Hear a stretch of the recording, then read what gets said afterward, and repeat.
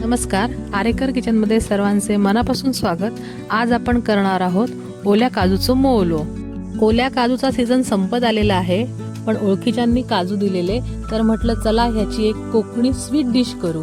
त्यासाठी मी पहिले काजूचे सगळे देठ काढून घेतलेले आहेत आणि हे आपल्याला चिरून घ्यायचे आहेत। त्यासाठी विळीला तेल लावलंय जेणेकरून आपल्याला डिंक लागू नये आणि हातालाही डिंक लागू नये, म्हणून तुम्ही हाताला तेल लावू शकता किंवा ग्लोव्ज किंवा प्लास्टिक पिशवी घालावी लागते, नाहीतर तुमच्या हातावर मेहंदीची डिझाईन आली म्हणूनच समजायची।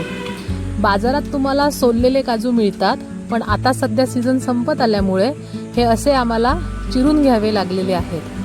काजूच्या या हिरव्या टरफलातून आता आपल्याला काजूगर वेगळा करायचा आहे, तर आपण सुरी किंवा एखादा चमचा वापरून हे अशा पद्धतीने आतल्या काजूच्या बिया काढून घ्यायच्या आहेत। ह्यामध्ये डिंक असतो, तर आपण सोलण्याऐवजी ह्याला गरम पाण्यामध्ये टाकायचं, त्याच्यामुळे त्याची सालही निघून येते आणि त्याचा डिंकही निघून जातो।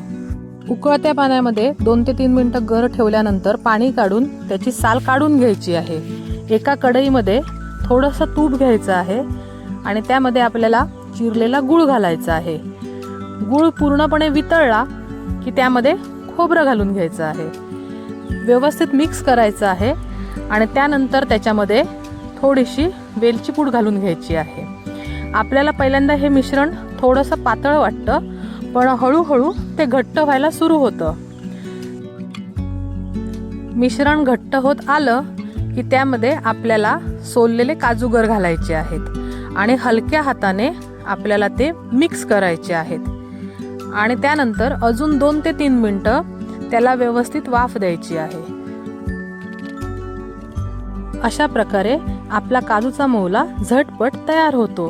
तुम्ही नक्की ट्राय करून बघा आणि रेसिपी आवडल्यास चॅनलला लाईक, शेअर, सबस्क्राईब नक्की करा। धन्यवाद।